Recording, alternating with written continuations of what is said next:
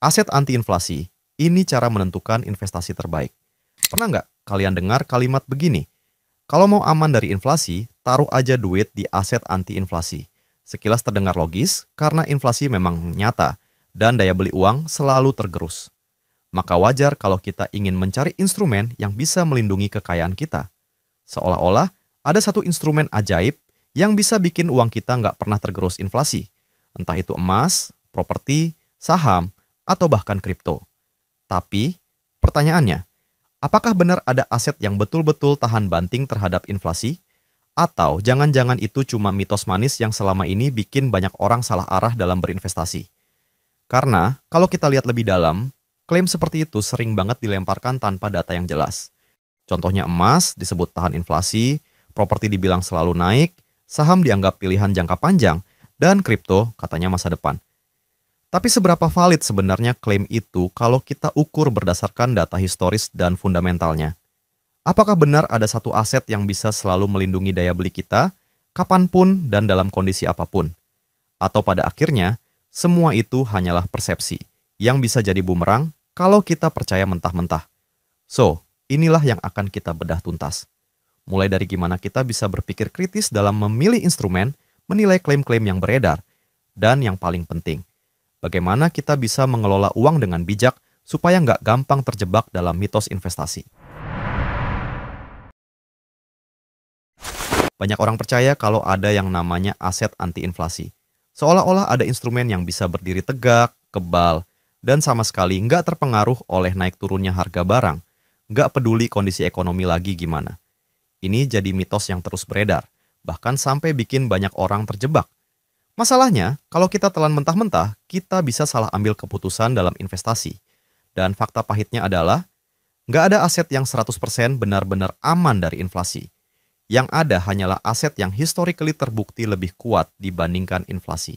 Jadi bukan berarti nilainya nggak pernah turun, tapi dalam jangka panjang, mereka punya kecenderungan menjaga daya beli lebih baik dibanding cuman menyimpan uang tunai yang dibiarkan tidur di tabungan. Contohnya emas. Selama ratusan tahun, emas dianggap sebagai store of value. Banyak yang bilang emas itu pelindung nilai sejati di saat dunia gonjang-ganjing. Memang betul, kalau kita lihat dalam jangka panjang, emas punya kecenderungan menjaga daya beli. Tahun 2000-an, harga emas masih ratusan ribu per gram dan sekarang udah jutaan. Jadi secara garis besar, emas mampu melawan terkikisnya nilai uang. Emas memang bukan instrumen yang bikin kalian kaya raya dengan cepat, tapi dia bisa menjaga nilai.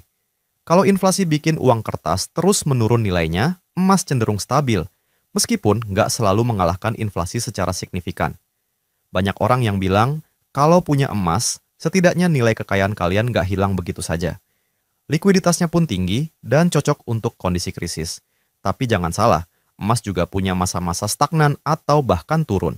Misalnya, di periode 2012 sampai 2018, harga emas sempat jalan di tempat, sementara inflasi tetap berjalan.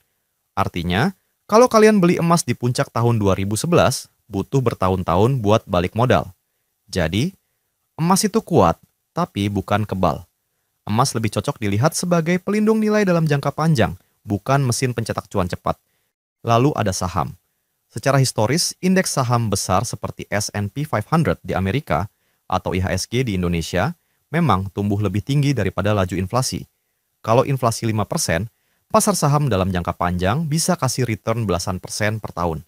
Itulah kenapa banyak ekonom bilang saham adalah instrumen paling potensial. Karena saham itu representasi kepemilikan bisnis. Kalau harga barang naik akibat inflasi, perusahaan biasanya menyesuaikan harga produk mereka sehingga pendapatannya juga naik. Itu artinya nilai perusahaan juga bisa ikut menyesuaikan dan ujungnya harga saham cenderung ikut naik dalam jangka panjang. Ingat, kuncinya di jangka panjang. Dalam jangka pendek, saham bisa anjlok parah. Contohnya pandemi 2020, banyak indeks turun, lebih dari 30% dalam hitungan minggu. Jadi, meski historisnya kuat melawan inflasi, tetap ada risiko jangka pendek yang harus ditanggung. Saham bisa mengalahkan inflasi, tapi hanya untuk orang yang sabar, tahan mental, dan nggak panik saat pasar goyang. Sekarang kita bahas properti. Orang sering bilang tanah nggak pernah turun harga. Alasannya sederhana, tanah nggak bisa diproduksi lagi, sementara jumlah manusia terus bertambah. Lahan terbatas, Populasi terus bertambah, demand pasti naik. Secara teori, memang harga tanah dan rumah akan selalu punya tren naik dalam jangka panjang. Bisa kasih passive income kalau disewakan. Asetnya nyata, bisa dilihat, disentuh, dan digunakan. Namun faktanya, ini nggak selalu benar. Memang di kota-kota besar harga properti cenderung naik, bahkan bisa melebihi inflasi. Tapi di beberapa daerah yang pertumbuhan ekonominya lemah, lokasinya kurang strategis atau timing pembelian salah, harga properti bisa stagnan, bahkan turun. Ditambah lagi, properti butuh modal besar, likuiditas rendah, dan ada biaya tambahan seperti pajak dan perawatan. Artinya, aset kalian nggak bisa langsung dicairkan jadi uang kalau butuh cepat. Ini bikin properti nggak selalu praktis, jadi tetap ada sisi rapuhnya. Terakhir, kripto. Aset paling kontroversial dan rame dibicarakan. Ada yang bilang kripto sebagai emas digital, aset masa depan, bahkan pelindung nilai baru. Misalnya Bitcoin, dengan narasi jumlah Bitcoin itu terbatas, jadi nilainya harusnya bisa tahan inflasi. Dan memang, kalau kalian lihat Bitcoin sejak awal berdiri, pertumbuhannya gila-gilaan. Dari harga beberapa dolar jadi puluhan ribu dolar. Nggak bisa dipungkiri, teknologi blockchain yang mendasarinya punya potensi besar dalam ekonomi. Tapi sisi gelapnya jelas. Volatilitas di sini ekstrim, regulasi yang belum matang, dan resiko teknologi. Pada tahun 2021, Bitcoin nyentuh hampir 69 ribu dolar, lalu anjlok lebih dari 70% di tahun berikutnya. Jadi, apakah bisa disebut anti-inflasi? Maka jawabannya masih debatable. Belum bisa dibuktikan secara historis, karena usianya masih terlalu muda dibandingkan emas, saham, atau properti. Jadi, realitanya sekarang adalah tidak ada aset yang sakti mandraguna dan selalu aman dari inflasi. Tiap aset punya masa naik, masa turun, dan risiko masing-masing. Yang bikin mereka disebut lebih tahan inflasi adalah karena, dalam jangka panjang, performa mereka lebih kuat dibanding sekadar menyimpan uang di tabungan yang jelas-jelas terkikis inflasi setiap tahunnya. Dengan kata lain, alih-alih mencari aset yang sempurna 100% anti-inflasi, mindset yang lebih tepat adalah pilih aset yang punya sejarah kuat menjaga nilai, tapi pahami juga kelemahan dan risikonya, bukan menganggapnya kebal total. Kalau kita sederhanakan, aset itu mirip kayak payung. Ada payung kecil, ada payung besar, ada yang kokoh, ada juga yang gampang bocor. Misalnya, emas bisa dibilang sebagai payung klasik. Udah dipakai ratusan tahun buat lindungi diri dari hujan inflasi. Kokoh, tapi kadang bocor kalau hujannya deras banget atau lama. Lalu saham itu payung modern. Kalau kalian bisa sabar pegang dalam jangka panjang, dia bukan cuma melindungi, tapi bahkan bisa nganterin kalian jalan lebih cepat di tengah hujan. Tapi kalau dipakai buru-buru, payung ini gampang kebalik ditiup angin. Terus properti. Properti itu payung besar. Bisa melindungi keluarga, bahkan bisa jadi tempat berteduh. Tapi karena ukurannya besar, ribet dibawa kemana-mana, butuh modal besar, dan kalau rusak, biaya perbaikannya juga mahal. Sementara kripto itu kayak payung eksperimen. Ada yang warnanya mencolok, desainnya unik, bikin penasaran banyak orang. Kadang, payung ini bisa menahan hujan deras luar biasa, tapi kadang tiba-tiba robek karena bahannya belum terbukti sekuat yang lain. Intinya, nggak ada payung yang bikin kalian 100% kering di tengah badai. Yang ada, kalian harus pilih payung mana yang paling cocok sama situasi, kondisi, dan cara kalian jalanin hidup. Sama halnya dengan aset. Jangan percaya mitos ada instrumen yang kebal total dari inflasi. Yang ada, kalian perlu ngerti karakter tiap aset, lalu sesuaikan dengan tujuan, risiko, dan kemampuan kalian masing-masing. Nah, sekarang muncullah pertanyaan penting, yaitu gimana caranya tahu mana yang layak dipilih, kapan waktu yang tepat, dan yang jauh lebih penting adalah faktor-faktor apa yang bikin suatu aset punya potensi ke depan. Karena harga aset nggak pernah bergerak di ruang hampa, akan selalu ada konteks yang memengaruhinya. Langsung saja faktor pertama, ada tren ekonomi global. Dunia ini saling terhubung. Misalnya, kalau ekonomi Tiongkok melambat, permintaan bahan baku turun, harga komoditas bisa ikut jatuh. Atau kalau Amerika cetak uang besar-besaran, efeknya bisa terasa ke seluruh dunia. Artinya, aset yang naik hari ini bisa anjlok besok kalau arah ekonomi global berubah drastis. Makanya, investor cerdas selalu memperhatikan arus besar ini, bukan cuma kondisi lokal. Bayangin ekonomi dunia seperti arus laut, Kalau arusnya deras ke satu arah, kapal sebesar apapun pasti ikut terbawa. Misalnya, ketika dunia masuk fase krisis, biasanya orang cenderung mencari instrumen aman seperti emas. Tapi ketika ekonomi tumbuh pesat, saham atau properti sering lebih bersinar. Contohnya, pas pandemi 2020, banyak saham ambruk. Tapi setelah stimulus digelontorkan, sektor teknologi justru melejit. Dari sini, kita bisa belajar bahwa memahami tren global itu bikin kita nggak salah posisi. Faktor kedua, kebijakan suku bunga dan moneter.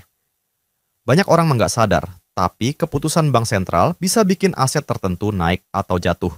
Contohnya, kalau suku bunga naik, deposito jadi lebih menarik, aliran dana bisa keluar dari saham atau kripto. Sebaliknya, kalau suku bunga rendah, orang terdorong cari return lebih tinggi di instrumen berisiko. Jadi sebelum masuk ke sebuah aset, ada baiknya kita nanya, kebijakan moneter saat ini lagi mendukung atau justru menghambat? Suku bunga itu kayak rem dan gas dalam kendaraan ekonomi. Kalau bank sentral naikin bunga, artinya mereka lagi ngerem konsumsi dan investasi supaya inflasi nggak kebablasan. Dampaknya, saham bisa lesu karena perusahaan terbebani biaya pinjaman, properti bisa stagnan karena kredit jadi mahal, emas bisa naik karena orang cari aset aman. Sebaliknya, kalau suku bunga turun, kredit lebih murah, orang jadi lebih agresif investasi, dan saham biasanya terdorong naik. Jadi, sebelum buru-buru beli aset karena hype, coba cek dulu, ekonomi global lagi ngerem atau ngegas nih. Faktor ketiga, supply dan demand. Faktor klasik yang nggak pernah ketinggalan, ketersediaan versus kebutuhan. Misalnya properti, selama tanah makin terbatas dan jumlah penduduk naik, maka demand jangka panjang relatif terjaga. Sama halnya dengan komoditas seperti emas atau energi. Bahkan di aset digital pun supply dan demand berlaku. Bitcoin jumlahnya dibatasi 21 juta koin. Itu narasi yang bikin harga bisa naik kalau demand terus tumbuh. Tapi kalau demand melemah, meskipun supply terbatas, harganya tetap bisa jatuh. Jadi logika sederhananya, selama demand tumbuh lebih cepat dari supply, harga cenderung naik. Kalau supply berlimpah tapi demand lemah, ya jangan harap ada kenaikan yang berarti. Faktor keempat, perkembangan teknologi dan inovasi. Inilah faktor yang sering bikin perbedaan besar. Teknologi bisa melahirkan peluang baru yang sebelumnya nggak ada. Contohnya, dulu orang skeptis dengan e-commerce.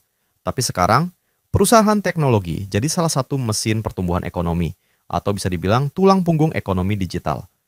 Hal yang sama juga mulai kelihatan di blockchain, artificial intelligence, atau energi terbarukan. Artinya, aset yang terkait inovasi punya potensi lebih besar ke depan. Tapi ingat, inovasi juga punya risiko karena sifatnya spekulatif. Ada yang berhasil jadi pilar ekonomi baru, ada juga yang akhirnya tenggelam. Inovasi bisa bikin sebuah aset relevan dan bernilai tinggi, namun bisa juga bikin aset lama ditinggalkan. Jadi, teknologi bukan cuma soal gadget, tapi juga model bisnis, sistem pembayaran, bahkan cara orang berinvestasi. Intinya gini, aset potensial nggak ditentukan oleh hype semata. Dia ditentukan oleh seberapa kuat fundamental di baliknya.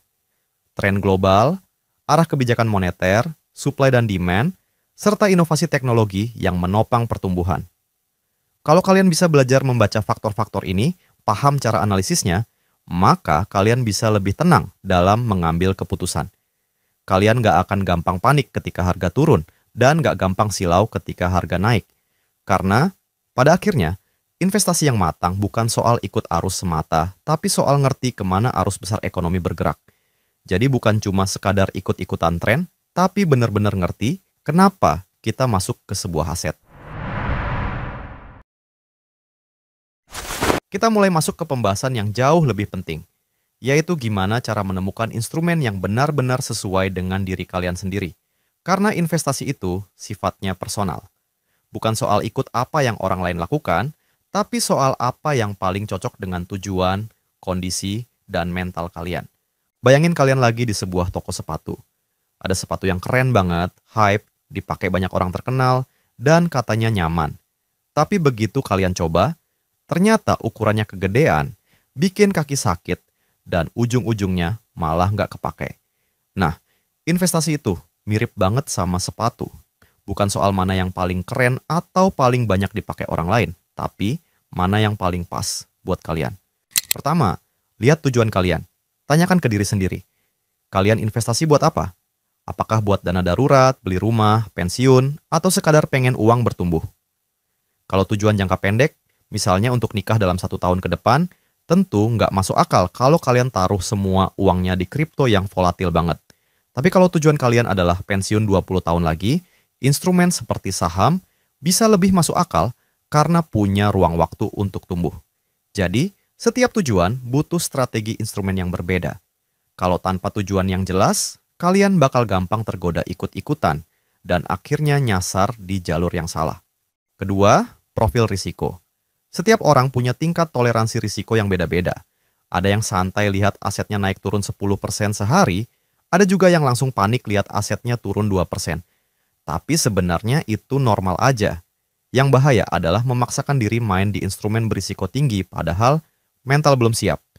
Karena biasanya yang bikin rugi bukan instrumennya, tapi keputusan panik kita sendiri. Maka dari itu, kalau kalian tipe yang nggak bisa tidur kalau harga turun dikit, mungkin lebih baik pilih instrumen yang lebih stabil. Tapi kalau kalian masih muda, punya waktu panjang, dan bisa tahan mental menghadapi fluktuasi, maka instrumen dengan risiko tinggi bisa lebih relevan. Ingat, risiko bukan musuh tapi kompas. Dia nunjukin batas kenyamanan kalian dalam berinvestasi. Ketiga, kemampuan finansial. Jangan lupa, investasi juga harus sesuai kemampuan. Jangan sampai demi beli aset tertentu, kalian harus ngutang atau bahkan ngorbanin kebutuhan pokok dan investasi, malah bikin kalian nggak bisa hidup normal. Prinsip dasarnya, jangan investasikan uang yang kalian nggak siap kehilangan. Mulailah dari kecil, bertahap, dan naikkan seiring kemampuan. Kalau memang gaji masih pas-pasan, lebih pentingkan dulu untuk membangun cash flow sehat, dana darurat, baru masuk ke instrumen investasi. Karena percuma punya aset bagus tapi kebutuhan sehari-harinya keteteran. Keempat, pemahaman dan do your own research. Prinsip klasik, invest only in what you understand. Jangan taruh uang di saham atau kripto hanya karena orang lain bilang cuan. Kalau kalian belum paham cara kerjanya, risiko yang ada lebih besar daripada peluang. Lebih baik investasi di instrumen yang kalian ngerti betul, meski returnnya nggak sekencang aset lain. Jadi jangan asal copy-paste strategi orang lain. Orang kaya A bisa cuan besar di properti karena dia ngerti market, punya akses modal, dan pengalaman. Tapi kalau kalian coba tiru mentah-mentah tanpa paham, itu malah bisa jadi beban. Makanya, lakukan riset. Baca, belajar, coba pahami mekanismenya. Karena investasi itu bukan sekadar ikut kata orang, tapi proses memahami apa yang kalian lakukan, termasuk risiko di baliknya. Di era sosial media, emang gampang banget tergoda sama cerita-cerita spektakuler. Entah itu orang yang kaya mendadak dari kripto, untung besar dari saham tertentu, atau sukses beli properti. Tapi yang jarang diceritakan adalah risiko, kegagalan, dan kerja keras di balik itu. Strategi investasi bukan one size fits all. Jangan gampang copy-paste strategi orang kaya, influencer, atau teman kalian. Karena mereka punya tujuan, resiko, dan kondisi yang berbeda dengan kalian. Kunci paling penting adalah kenal diri sendiri dulu sebelum kenal instrumennya. Lalu sebelum kalian ikut-ikutan, tanyakan pada diri sendiri. Apakah instrumen itu benar-benar cocok dengan tujuan, risiko, dan kemampuan finansial kalian? Atau kalian cuma latah ikut arus? Karena investasi yang sukses bukan hanya soal mengejar apa yang bikin orang lain kaya, tapi yang paling penting adalah menemukan apa yang paling sesuai untuk kalian sendiri. Jadi, kalau ditanya instrumen mana yang paling potensial, jawabannya tergantung. Potensial buat siapa, untuk tujuan apa, dan seberapa siap kalian dengan resiko. Karena setiap aset punya karakternya masing-masing. Instrumen potensial bukan soal mana yang paling sakti, tapi mana yang sesuai dengan kondisi saat ini, tren ke depan, dan kemampuan kita dalam mengelolanya. Saham bisa jadi motor pertumbuhan, properti sebagai pondasi jangka panjang, emas sebagai penjaga nilai, dan aset digital sebagai opsi spekulatif berisiko tinggi tapi berpotensi besar. Pertanyaannya sekarang, apakah kalian siap memahami plus minus tiap instrumen atau hanya ikut tren tanpa tahu risiko? Karena di dunia investasi, yang membedakan hasil bukan asetnya, tapi seberapa paham kalian mengelola aset itu.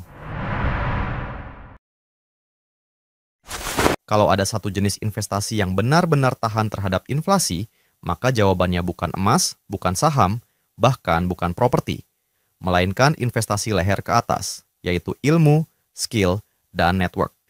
Ilmu sebagai pondasi, skill sebagai mesin penghasil income, dan network sebagai leverage. Inilah aset yang nggak bisa diambil inflasi, nggak bisa tergerus oleh naiknya harga barang, dan justru bisa membuat kalian tetap relevan di zaman yang terus berubah.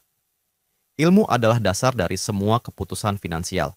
Terkadang, orang rugi bukan karena instrumennya yang salah, tapi karena ilmunya dangkal. Misalnya, orang asal ikut-ikutan beli saham atau kripto tanpa riset, lalu panik saat harga turun. Itu bukan salah asetnya, tapi salah cara mainnya. Maka dari itu, dengan ilmu, kalian bisa menilai apakah sebuah aset cocok dengan tujuan kalian, kapan masuk, kapan keluar, dan bagaimana mengelola risikonya. Lalu skill, di dunia digital sekarang, skill seperti data analisis, coding, digital marketing, public speaking, desain, atau bahkan kemampuan membangun komunitas bisa langsung ditranslate menjadi peluang income. Skill juga fleksibel mengikuti tren. Kalau ada perubahan teknologi, orang dengan mental belajar cepat bisa adaptasi lebih cepat daripada mereka yang statis. Contohnya, orang yang dulu hanya jago jualan offline, ketika belajar digital marketing, tiba-tiba bisa scale bisnis 10 kali lipat. Atau karyawan yang belajar skill artificial intelligence, bisa langsung dapat value tambahan di perusahaan, bahkan loncat karir ke level yang lebih tinggi. Inflasi itu sifatnya menyerang daya beli. Tapi kalau kalian punya skill baru yang bikin income naik, otomatis kalian bisa melawan inflasi dengan cara meningkatkan kapasitas diri. Misalnya, harga kebutuhan naik 10% setahun. Kalau kalian stuck dengan skill lama dan penghasilan nggak bertambah, daya beli kalian otomatis turun. Tapi kalau dalam periode yang sama, kalian upgrade kemampuan, entah itu skill digital, komunikasi, atau manajemen, lalu penghasilan naik 20%, artinya kalian berhasil mengalahkan inflasi secara personal. Analogi sederhananya gini, meski harga kopi naik dari 5.000 jadi 15.000, kalau value diri kalian naik dari 50.000 jadi 150.000, maka daya beli kalian tetap aman. Kalian tidak lagi jadi korban inflasi, karena value yang kalian bawa ke pasar tenaga kerja atau dunia bisnis jauh lebih besar. Terakhir, jangan lupakan juga faktor network. Network adalah multiplier. Ilmu dan skill bisa membuat kalian kompeten, tapi network membuat kalian relevan. Dalam kondisi inflasi dan ekonomi berubah cepat, banyak peluang besar dalam hidup lahir dari siapa yang kalian kenal, bukan hanya apa yang kalian tahu. Relasi yang sehat bisa membuka jalan ke income baru, ke proyek baru, bahkan ke investasi yang sebelumnya nggak kebayang. Makanya, investasi leher ke atas sering disebut sebagai investasi dengan ROI tertinggi. Kalian belajar skill baru, hasilnya bisa kalian panen seumur hidup. Bahkan saat aset finansial lain naik turun karena kondisi global, value diri kalian tetap jadi mesin uang yang bisa diandalkan. Jadi, kalau ada yang nanya, apa aset paling tahan inflasi? Jawaban sederhananya, yaitu otak kalian sendiri. Karena skill dan pengetahuan adalah satu-satunya hal yang tidak bisa direbut, tidak bisa dicuri, dan nilainya bisa berkembang sepanjang hidup. Dan inilah kunci. Meskipun harga-harga naik, kalau value diri kalian juga naik, maka daya beli kalian tetap aman. Bahkan bisa lebih kuat daripada sebelumnya. Kalau dipikir-pikir, inflasi itu mirip seperti ombak di laut. Kadang tenang, kadang tinggi, dan kita nggak bisa menahannya supaya berhenti. Yang bisa kita lakukan hanyalah belajar cara berenang, menjaga keseimbangan, dan punya perahu yang cukup kuat untuk tetap bertahan di tengah gelombang. Dan inilah yang sering dilupakan banyak orang. Bahwa inflasi bukan untuk ditakuti, tapi untuk diantisipasi. Jadi pertanyaannya sekarang, apa langkah konkret yang bisa kalian lakukan mulai hari ini? Jadi, strategi pertama yang bisa kalian lakukan adalah diversifikasi portofolio. Bayangkan kalian punya kebun dengan satu jenis tanaman saja. Kalau tiba-tiba ada hama menyerang, habislah semua hasil panen kalian. Tapi, kalau kebunnya beragam, ada buah, sayur, dan rempah, maka kerugian dari satu tanaman bisa ditutup oleh hasil panen yang lain. Prinsipnya sama dengan keuangan. Jangan taruh semua uang di satu keranjang. Jangan hanya bergantung pada tabungan di bank, apalagi yang bunganya kalah jauh dari inflasi. Mulailah pelan-pelan belajar investasi, entah di reksadana, saham, emas, atau bahkan aset digital lainnya kalau kalian paham risikonya. Diversifikasi memberi kita tameng supaya ketika inflasi menekan satu sisi, kita masih punya penopang dari sisi lain. Ada yang jadi tameng, seperti emas, cash, dana darurat. Ada yang jadi penyerang, misalnya saham, properti, ada juga unit eksperimental, yaitu aset digital. Dengan strategi ini, kalian nggak bergantung pada satu kondisi ekonomi aja. Saat satu sektor goyah, sektor lain bisa menopang. Jadi, bukannya cari instrumen paling sakti, tapi bikin kombinasi aset yang saling menyeimbangkan. Tapi, diversifikasi tanpa cash flow yang sehat itu seperti membangun rumah di atas pasir. Kapanpun bisa ambruk. Makanya, langkah kedua yang harus kalian kuasai adalah menjaga cash flow. Ini bukan sekadar soal mencatat pemasukan dan pengeluaran, tapi benar-benar menguasai arus keluar masuk uang. Kalian harus tahu kemana uang pergi, berapa yang wajib, berapa yang bisa dipangkas, dan berapa yang harus disisihkan. Disinilah pentingnya budgeting dan dana darurat. Budgeting itu ibarat peta perjalanan, sementara dana darurat adalah ban serep. Tanpa keduanya, kalian bisa panik ketika mobil berhenti di tengah jalan. Inflasi sering datang diam-diam, tapi kalau kalian sudah punya dana cadangan, kalian nggak perlu langsung panik begitu harga naik. Bayangkan kalian all in saham, lalu ada kebutuhan mendadak, akhirnya terpaksa jual rugi. Kalau cash flow kalian solid, kalian bisa tahan aset lebih lama sampai waktunya matang. Inflasi memang menggerus, tapi panic selling itu jauh lebih merusak. Dan benteng pertama menghadapi itu semua adalah cash flow yang rapi. Strategi ketiga adalah bertahap, sesuai kemampuan dan pengetahuan. Banyak orang yang baru belajar tentang inflasi langsung merasa harus ikut semua instrumen investasi. Seolah-olah kalau nggak sekarang, mereka akan ketinggalan. Padahal terlalu cepat justru berbahaya. Sama seperti naik gunung. Kalian nggak mungkin langsung lari ke puncak tanpa pemanasan. Mulailah dengan nominal kecil, pelajari instrumen satu persatu, dan naikkan skala sesuai dengan pengalaman. Bertahap itu bukan berarti lambat, tapi memastikan langkah kalian stabil. Karena lebih baik berjalan pelan tapi konsisten, daripada cepat lalu terjatuh dan trauma untuk mulai lagi. Mulailah dari yang kalian ngerti. Kalau kalian paham emas, mulai dulu dari situ. Kalau sudah terbiasa, pelan-pelan belajar saham. Jangan takut kecil dulu, lebih baik investasi 500.000 yang konsisten daripada 50 juta sekali masuk lalu stres tiap hari. Strategi bertahap ini menjaga mental, keuangan, sekaligus bikin kalian berkembang sejalan dengan pengetahuan yang kalian miliki. Dan yang terakhir, fokuslah pada konsistensi jangka panjang. Inflasi itu sifatnya permanen, dia nggak akan pernah hilang. Jadi jangan buru-buru mencari cara instan untuk mengalahkannya dalam semalam. Fokuslah pada kebiasaan kecil yang bisa kalian lakukan terus-menerus. Misalnya, setiap kali dapat penghasilan, sisihkan sebagian untuk investasi. Atau setiap bulan, review lagi cash flow kalian, apakah ada pos yang harus dikurangi. Konsistensi ini jauh lebih berharga daripada keputusan-keputusan besar yang sifatnya sesaat. Ingat, melawan inflasi itu maraton, bukan sprint. Bayangkan, orang yang konsisten sisihkan 10% penghasilan tiap bulan. Dalam 10 tahun, bahkan dengan instrumen yang moderat, kekayaannya bisa tumbuh signifikan. Sementara orang yang bolong-bolong nabung karena nunggu timing pas justru kalah jauh. Kunci menghadapi inflasi bukan hanya siapa yang paling pintar cari timing, tapi juga siapa yang paling disiplin dan konsisten. Jadi, menghadapi inflasi itu bukan hanya soal satu keputusan besar, tapi tentang punya strategi yang jelas. Diversifikasi portofolio supaya punya banyak penopang, menjaga cash flow sehat lewat budgeting dan dana darurat, melangkah bertahap sesuai kemampuan, dan tetap konsisten dalam jangka panjang. Setiap kali kalian pilih menabung daripada boros, itu strategi. Setiap kali kalian sisihkan sebagian penghasilan untuk investasi, itu strategi. Dan setiap kali kalian belajar hal baru untuk memperbesar income, itu juga strategi. Kalau kalian berhasil menerapkan ini, maka inflasi bukan lagi musuh menakutkan, tapi sekadar tantangan yang bisa kalian kendalikan. Inflasi nggak bisa dihindari. Tapi dengan strategi praktis yang realistis dan disiplin, kalian bisa membuat inflasi hanya sekadar angka, bukan lagi ancaman yang mencuri masa depan kalian. So guys, kalau ada satu hal yang harus kita sadari bersama, itu adalah bahwa inflasi memang nggak bisa kita hindari sepenuhnya. Mau kita suka atau enggak, dia akan selalu ada. Menggerogoti nilai uang kita sedikit demi sedikit. Seperti air yang menetes terus-menerus ke batu. Lama-lama, batu itu bisa berlubang. Begitu juga dengan uang kita. Diam saja berarti membiarkan daya beli kita terkikis tanpa perlawanan. Dan disinilah perbedaannya. Apakah kalian mau terus membiarkan uang kalian terkikis, atau mulai menyiapkan strategi untuk menghadapinya? Kalian nggak perlu langsung jadi ahli finansial atau punya modal besar untuk mulai. Semua bisa dimulai dari langkah kecil.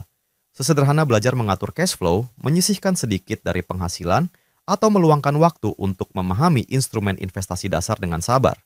Bukan hanya ikut-ikutan hype, supaya kalian ngerti apa yang kalian pegang. Dari langkah kecil inilah kesadaran tumbuh, skill meningkat, dan strategi perlahan terbentuk. Lama-lama, kalian akan terbiasa dan justru merasa lebih aman karena tahu kalian punya kendali.